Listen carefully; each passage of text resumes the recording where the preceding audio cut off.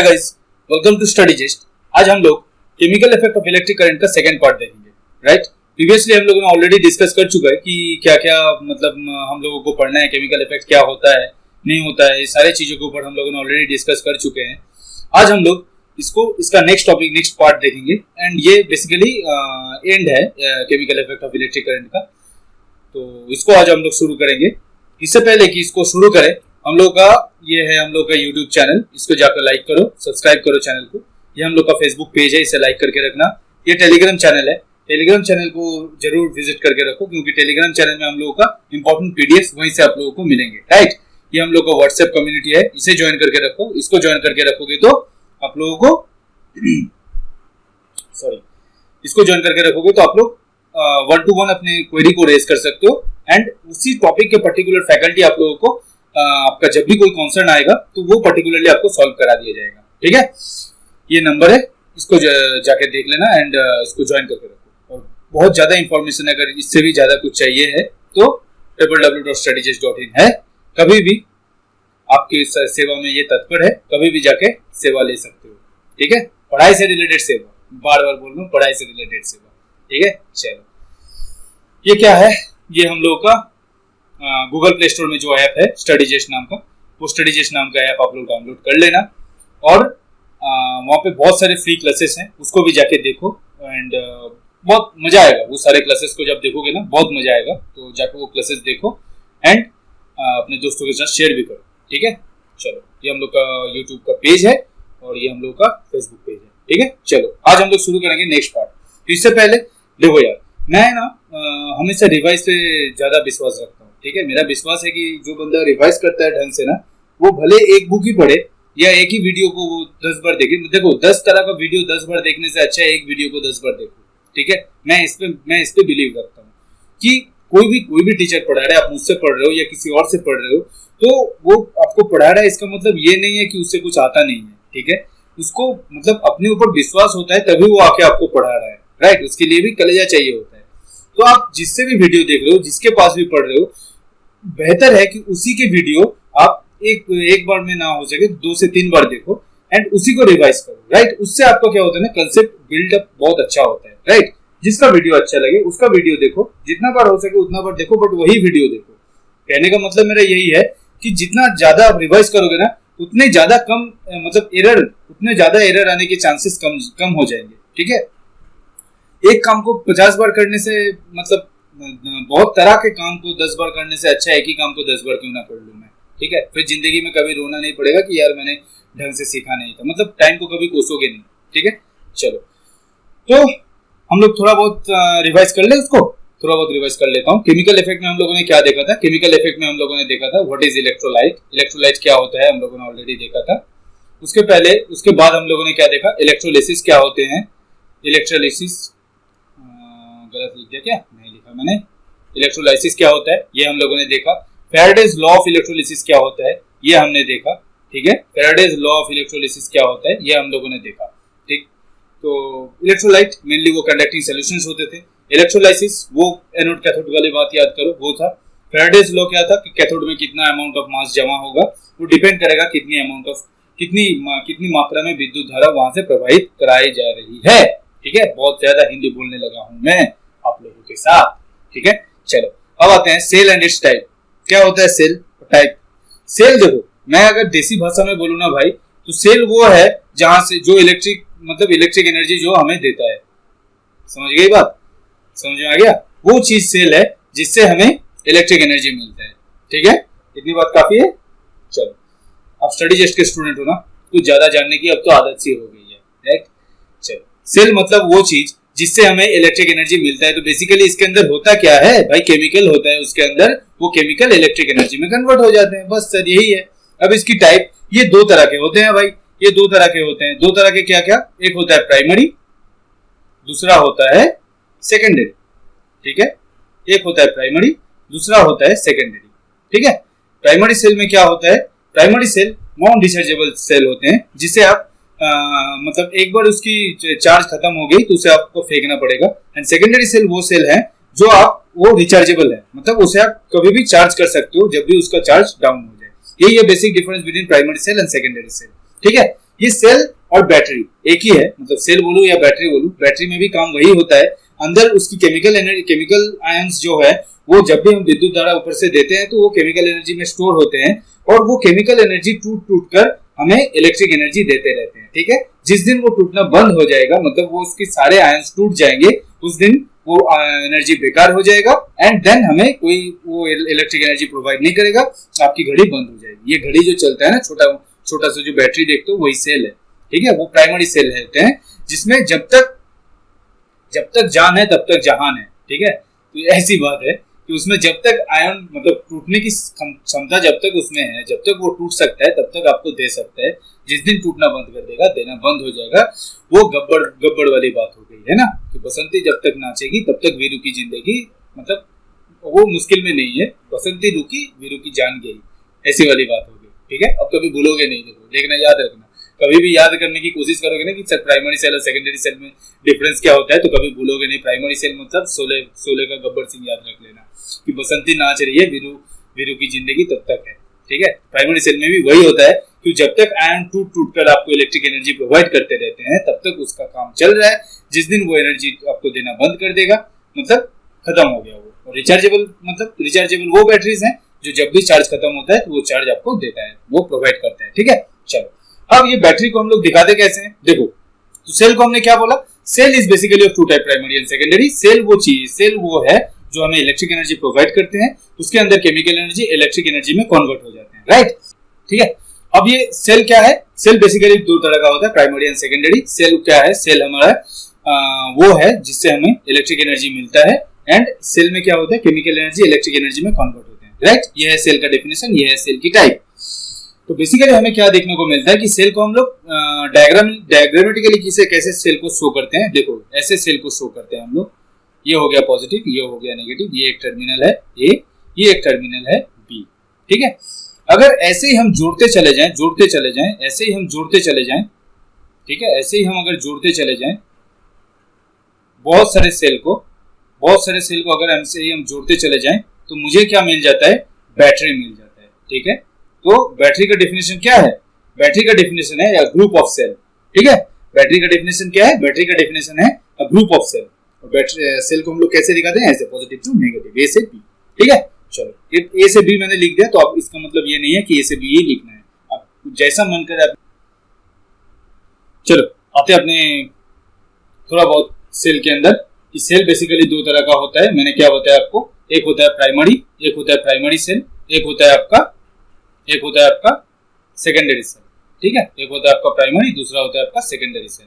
Secondary cell क्या होते हैं भाई, सेकेंडरी सेल सर रिचार्जेबल होते हैं, इसे हम चार्ज कर सकते हैं। ठीक है, रिचार्जेबल हो सकते हैं, और ये नॉन रिचार्जेबल है। ठीक है, ये नॉन रिचार्जेबल है, आप इसे दोबारा से चार्ज नहीं कर सकते हो। इसकी लाइफ तब तक है जब तक उसके आयन टूट कर आपको इलेक्ट्रिक एनर्जी प्रोवाइड करना है, तब तक इसकी लाइफ है। जिस दिन वो टूटना बंद हो जाएगा, मतलब सारे आयन टूट जाएंगे उसके, तब आप उससे कोई भी चार्ज का एक्सपेक्टेशन मत रखना, क्योंकि अब वो कुछ देने वाला है नहीं आपको। ठीक है, सेकेंडरी में क्या है, वहां पर वो रिचार्जेबल है, जब भी उसकी चार्ज घट जाएगी तो आप उसे चार्ज कर सकते हो, राइट। चलो अब देखते हैं अपने एग्जांपल्स, उससे पहले मैं थोड़ा सा पानी पी लूं। ठीक है, चलो अब देखते हैं इसके एग्जांपल्स को, क्या क्या एग्जांपल्स हैं। देखो एग्जांपल लिखता हूं मैं, क्या क्या एग्जांपल है। एग्जांपल है यहाँ पर डैनियल सेल, और हो गया आपका वोल्टाइक सेल, और हो गया आपका और भी कुछ सेल्स हैं, लेक्लॉन्से सेल।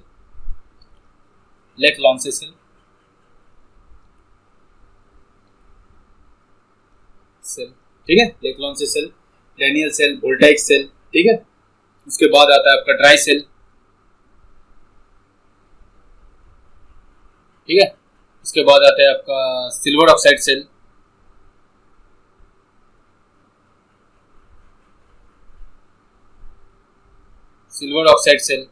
उसके बाद आता है आपका मरकरी सेल। ये तो हो गए इसके बहुत सारे एग्जांपल्स। ठीक है, Daniel cell, voltaic cell, Leclanche cell, dry cell, silver oxide cell, mercury cell. ठीक है, ये बहुत तरह का सेल होता है, तो इसको हमें देखना है एक एक करके। तो मतलब इस सेल को नहीं देखना है, इसका थोड़ा बहुत बेसिक जान लो। देखो ये जो सिल्वर ऑक्साइड सेल है, जो मरकरी सेल है, ये बेसिकली क्या होता है ना, इससे बैटरी की घड़ी बनती है, ठीक है, मतलब सॉरी, घड़ी की बैटरी बनती है, बैटरी की घड़ी नहीं, घड़ी की बैटरी बनती है इससे। सिल्वर ऑक्साइड सेल तो ये थोड़ा सा कॉस्टली होता है, सिल्वर ऑक्साइड सेल जो है ना वो थोड़ा सा कॉस्टली होता है, उससे मरकरी सेल जो है वो थोड़ा सा चीप होता है। जो आपको घड़ी मिल जाते हैं, डिजिटल वॉचेस जो होते हैं 100-150 में मिलने वाले, उसमें सारे मरकरी सेल के बैटरी लगे होते हैं। सिल्वर ऑक्साइड के सेल जो होंगे वो आपको कॉस्टली घड़ियों में मिलेगा। अगर फर्स्ट टेक का घड़ी ले रहे हो, मतलब फर्स्ट टेक का मैं कोई एडवर्टाइज नहीं कर रहा हूँ, मेरा फेवरेट ब्रांड भी नहीं है। अगर आप कभी भी चाहो तो मुझे टैग वेयर की कोई भी वॉच दे सकते हो, आपके लिए फुल इंडिपेंडेंस है, कभी भी आप चाहो तो मुझे वो गिफ्ट कर सकते हो, राइट। तो एनीवे जोक्स अपार्ट, तो सिल्वर ऑक्साइड की सेल जो है वो बेसिकली कॉस्टली वॉचेस में लगे होते हैं, जिसकी लाइफ ज्यादा होता है, ठीक है। बेसिकली देखो, अब ये भी बैटरी है, वो भी बैटरी है, मरकरी ऑक्साइड सेल से जो बना होगा वो भी बैटरी ही होगा, एंड सिल्वर ऑक्साइड सेल से जो बना होगा वो भी बैटरी ही होगा। But the basic difference is कि सिल्वर ऑक्साइड सेल से जो बना होगा उसकी लाइफ ज्यादा होगी, एंड मरकरी सेल से जो बना होगा उसकी लाइफ कम होगी, ठीक है। तो ये जो घड़ी आप लोग यूज करते हो, हम लोग यूज करते हैं, उस घड़ी में ये बेसिकली देता है, and that's the main reason कि ये इन दोनों सेल को बटन सेल भी कहते हैं। क्या कहते हैं? Button cell. देखना आप, शर्ट की बटन जैसा इसका आकार होता है, राइट। छोटा सा गोल सा होता है ना, ऐसे छोटा सा गोल सा होता है, 3D फिगर होते हैं, ऐसे गोल सा छोटा सा होता है, इसको हम लोग क्या कहते हैं? बटन सेल भी कहते हैं, सिल्वर ऑक्साइड सेल और मरकरी सेल, ठीक है। अब सेकेंडरी सेल का एग्जांपल क्या हो सकता है, ठीक है। अब एग्जांपल लिख लो सेकेंडरी सेल का। सेकेंडरी सेल का क्या क्या है? एक होता है आपका लेड एसिड बैटरी। क्या होता है? Lead acid battery. दूसरा क्या होता है? दूसरा होता है आपका nickel iron battery, nickel iron battery और निकेल कैडमियम बैटरी, ठीक है। ये सारे हो गए इसके एग्जांपल्स, जिससे ये सेल बनते हैं जो रिचार्जेबल है, ठीक है। वो सेल बनते हैं जो रिचार्जेबल है। प्राइमरी सेल वो सेल है जो आप रिचार्ज नहीं कर सकते, उसे चार्ज नहीं कर सकते दोबारा से, उसके आयन टूट कर आपको इलेक्ट्रिक एनर्जी देते हैं। जिस दिन उसका टूटना बंद, उस दिन एनर्जी आना बंद, जैसे बसंती का डांस, ठीक है। सेकेंडरी सेल वो है जिसे आप चार्ज कर सकते हो, कभी भी चार्ज कर सकते हो। इसकी एनर्जी कुछ सोले की ठाकुर जैसी है, जो कभी कमी खत्म ही नहीं होता, ठीक है। एक एग्जाम्पल, बहुत हम लोग जब छोटे थे तो एक एडवर्टाइज आता था कि बच्चा था, वो पंजाबी थे, तो पंजाबी बच्चा बोलता था कि मतलब ड्यूरासेल का बैटरी लगा देता था। तो छोटा छोटा गाड़ी होता था, उसमें ड्यूरासेल का बैटरी लगा देता था वो, और दिन भर चलाता रहता था उसको, ठीक है। एंड एक दिन पापा उसको बोल रहे हैं कि पुत्र अब रुक जा। तो उसका बेटा बोलता है कि पापा क्या करा, पेट्रोल खत्म ही नहीं होता, ठीक है। तो ये बेसिकली ये होता है कि ड्यूरासेल अपना एडवर्टाइज करता था उस वक्त, तब नया नया आया था ड्यूरासेल। तो ड्यूरासेल उस वक्त एडवर्टाइज किया करता था कि उसका लाइफ लॉन्ग बैटरी है, तो शायद सिल्वर ऑक्साइड देते थे तब, अब तो नहीं चलता उतना, अब शायद मरकरी सेल देने लगे हैं, यो भी है। तो बेसिकली देखना हमें यही है कि प्राइमरी सेल वो है जो आप रिचार्जेबल, नॉन रिचार्जेबल होते हैं, सेकेंडरी सेल रिचार्जेबल होते हैं, ठीक है। चलो आते हैं अपने नेक्स्ट टॉपिक पर, इलेक्ट्रोप्लेटिंग। इलेक्ट्रोप्लेटिंग क्या होता है, ठीक है। इलेक्ट्रोप्लेटिंग क्या होता है, इस पर आते हैं। देखो इलेक्ट्रोप्लेटिंग क्या है, जो आप लोगों ने ऑलरेडी देखा था इलेक्ट्रोलिसिस में, आपको याद है इलेक्ट्रोलिसिस में क्या देखा था आप लोगों ने, उसी का बस यूज है, उसी का एप्लीकेशन है इलेक्ट्रोप्लेटिंग, ठीक है। ये मेरा वो इलेक्ट्रोकेमिकल सोल्यूशन था, ये मेरा कंडक्टिंग सोल्यूशन है। इस कंडक्टिंग सोल्यूशन में एक मेरा कैथोड है, एक मेरा एनोड है। ये है मेरा एनोड और ये है मेरा कैथोड, ठीक है। ये हो गई मेरी एनोड, ये हो गया मेरा कैथोड, ठीक है। मैं थोड़ा सा पेन का इंक चेंज कर लेता हूँ, एक मिनट रुक जाओ, थोड़ा सा पेन का इंक चेंज कर लूँ मैं। क्या ले लेता हूँ, इसको ले लेता हूँ। ये मेरा कैथोड है, ये मेरा कैथोड है, ठीक है। ये मेरा है कैथोड और ये है मेरा एनोड, ठीक है। ये है मेरा एनोड। अब देखो इसको, मैं मान लो ये जो मेरा पेन है, इस पेन को मैं चाहता हूं कि ये पेन मेरा बन जाए गोल्ड का पेन, ठीक है। मैं गया आपके पास कि सर मुझे इसको गोल्ड का पेन बनाना है। आपने बोला सिंपल है सर जी, आप मुझे पेन दो। मैं जब आपको पेन दिया, वो पेन आप क्या करोगे, वो पेन आप रख दोगे कैथोड पर, ठीक है। वो पेन आप रख दोगे, ये मेरा पेन, उसको आप रख दोगे कैथोड पर, ठीक है। और जिसकी प्लेटिंग में चढ़ाने के लिए बोल रहा हूं, उसको आप रखोगे, वो गोल्ड को आप रखोगे इस एनोड पर, ठीक है। उस गोल्ड को आप रखोगे एनोड पर। अब जब विद्युत की धारा यहाँ से गुजरेगी, जिस वक्त यहाँ से इलेक्ट्रिक करंट फ्लो होगा, ठीक है। मैंने एक दे दिया, एक जैसा नहीं होता है, ये बड़ा होता है, ये छोटा होता है। यहाँ से गया, ये गोल्ड क्या होगा, ये सोल्यूशन, ये सोल्यूशन। अच्छा एक बात और याद रखना, कि आपको जिसका भी प्लेटिंग करना है ना, सोल्यूशन भी उसी का होगा, ठीक है, सोल्यूशन भी उसी का होगा। तो यहाँ पर मैं गोल्ड का यूज कर रहा हूँ, तो उसी तरह का सोल्यूशन मुझे लेना है। जब मैं गोल्ड को यहाँ पे यूज करूंगा, या फिर मान लो कि मुझे कॉपर को चढ़ाना है, यहाँ पर बहुत ज्यादा हो जाएगा, गोल्ड अफोर्ड नहीं कर पाऊंगा मैं, बहुत ज्यादा रेट है गोल्ड का, ठीक है, मैं कॉपर ले लेता हूँ, कॉपर की परत चढ़ानी है मुझे, कॉपर की परत चढ़ानी है इस पेन के ऊपर। तो मैंने आपके पास गया, आप कॉपर को कहाँ पे रखे हो, कैथोड पर, एनोड पे रख दिया, और जिसके ऊपर चढ़ाना है, प्लेटिंग जिसके ऊपर करना है, वो आपको कैथोड में रखना है, वो उसका, हाँ, कैथोड में रखना है। क्यों रखना है? Faraday of law of electrolysis को याद करो कि जो चीज मुझे जमाना होता था वो मैं कैथोड में रखा करता था, ठीक है। तो कैथोड में मैंने पेन को रख दिया, ये जो पेन था मेरा वो आपने रख दिया कैथोड पर, और कॉपर यहाँ पे आपने एनोड पे रखा, ठीक है। ये जो सोल्यूशन आपने लिया, वो सोल्यूशन आपका क्या है? वो सोल्यूशन है आपका CuSO4, ठीक है, CuSO4। अब इलेक्ट्रिसिटी यहाँ से आई, तो ये CuSO4 टूट गया अपने आयनों पर, Cu+ एंड SO4- आया, ठीक है। ये जो Cu+ आया, ये Cu+ आयन ये कहां जाएगा? इसके ऊपर जाएगा, क्योंकि ये नेगेटिवली चार्ज है और ये पॉजिटिव है, ठीक है, ये नेगेटिव है, ये पॉजिटिव है। तो कैथोड मेरा यहाँ पे जाएगा, यहाँ पे पेन के ऊपर जमना शुरू हो जाएगा, और SO4 जो है वो यहाँ पर आएगा, मतलब ये जो कॉपर है, इस कॉपर में आके वो कॉपर के साथ वो रिएक्ट करना शुरू करेगा। तो इसका मतलब ये है कि एनोड में जाके वो जमना शुरू नहीं हो जाएगा, ठीक है, जमता वो कैथोड पर ही है। तो क्या होता है, ये तो आपका कॉपर का ही है ना, कॉपर का रॉड है ना, ये एनोड पे तो आपने कॉपर का रॉड रखा है ना, तो यहाँ से जो टूटकर, ये जो कॉपर टूटकर आ रहे हैं, ये जो कॉपर सल्फेट का सोल्यूशन था, इससे निकला हुआ कॉपर तो जाके पेन पर चिपक गया, बट ये जो कॉपर एनोड, ये जो एनोड में कॉपर रखा गया है, ये जो धीरे धीरे गल रहा है, ये आके आपका SO4 के साथ मिल रहा है। ये जो कॉपर है, ये कॉपर आकर आपका SO4 के साथ मिल रहा है, एंड ये आपका solution copper sulphate as it is रह रहा है। एंड धीरे धीरे एट द टाइम प्रोसेस ये कैसा होगा कि एनोड देखना आप, धीरे धीरे वो पतला होता जाएगा, क्योंकि वो धीरे धीरे गल रहा है, और कैथोड जो है वो आपका धीरे धीरे मोटा होता जाएगा, ठीक है। अब कितने मात्रा में क्या मिलाना होता है, ये करने का काम नहीं है हमारा, ये करने का काम ज्वेलर का है, ये हम नहीं करते हैं। बट बेसिक प्रिंसिपल इलेक्ट्रोप्लेटिंग का यही होता है कि हमें जिसके ऊपर परत चढ़ानी होती है वो हम कैथोड पर रखते हैं, एंड जिसकी परत हमें चढ़ानी है वो हम एनोड पर रखते हैं, राइट। और सोल्यूशन हमें उसी तरह का सोल्यूशन लेना है जो हम एनोड में रख रहे हैं, उसके रिलेटेड सोल्यूशन मुझे रखना है, ठीक है।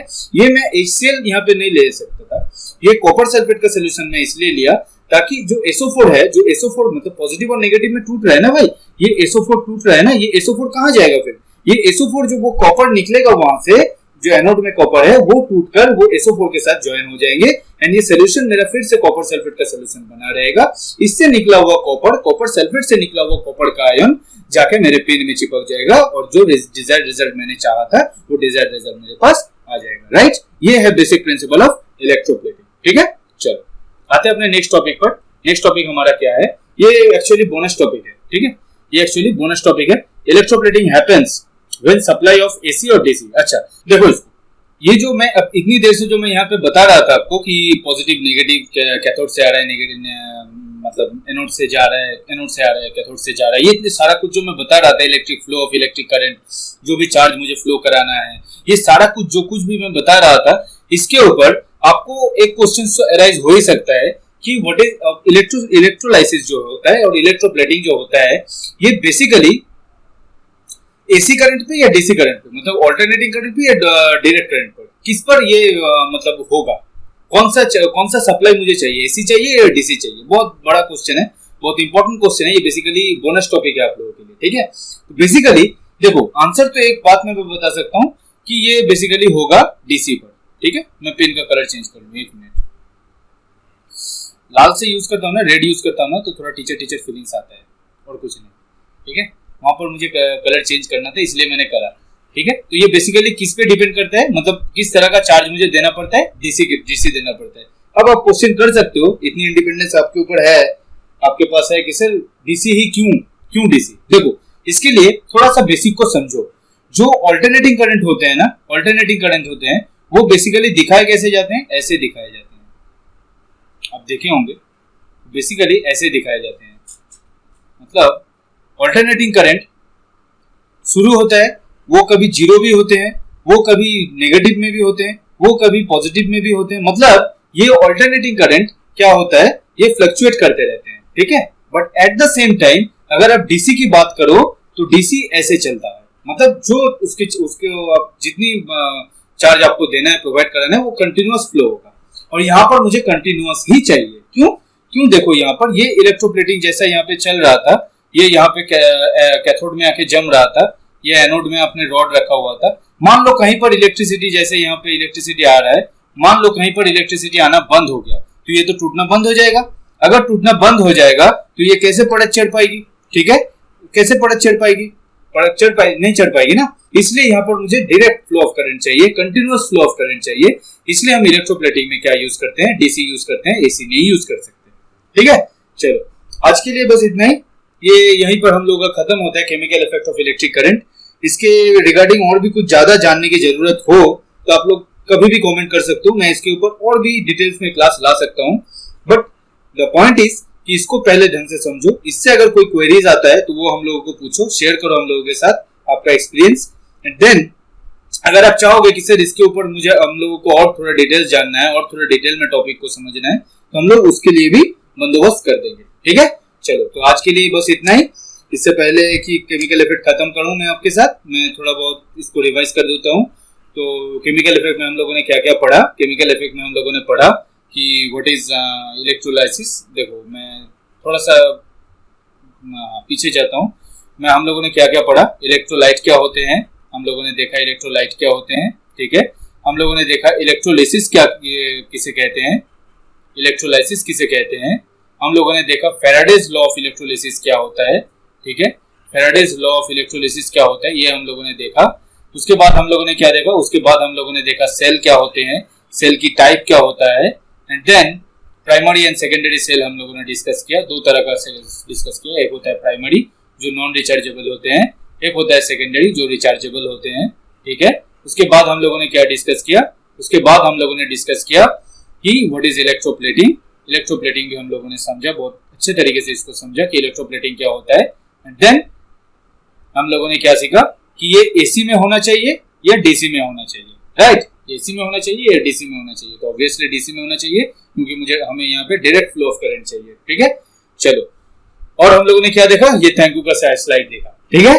चलो मिलते हैं अगले दिन हम लोग और भी करंट के ऊपर और भी थोड़ा बहुत डिस्कस करेंगे, और भी इंपॉर्टेंट टॉपिक लाएंगे करंट के ऊपर जो आप लोगों के एग्जाम्स के लिए काफी होंगे। आप लोग चाहे आप कॉम्पिटिटिव की तैयारी करो या स्कूल की तैयारी करो, इतना ज्यादा यहाँ से सीख कर जाओगे कि करंट से या फिर फिजिक्स से या फिर कोई भी सब्जेक्ट से आपको कभी भी कोई भी परेशानी ना होगा, कोई भी परेशानी होगा ही नहीं। इतना मैं गारंटी के साथ कह सकता हूँ कि इतना तो यहाँ से करा दिया जाएगा आप लोगों को। एंड आप लोग अगर अपने जो भी कॉन्सेप्ट आपने सीखा होगा यहाँ से, वो अगर आप कभी भी मतलब अपने दोस्तों यारों में बैठ के बात करोगे तो अपने दोस्त यार से जो स्टडी जस्ट का स्टूडेंट नहीं होगा उससे आप 2 लाइन ज्यादा बोलोगे, इतना तो गारंटी है, ठीक है। चलो मिलते हैं अगले दिन अगले टॉपिक, एक अगला फिजिक्स का टॉपिक लेकर। तब तक के लिए टाटा बाय बाय, सायोनारा।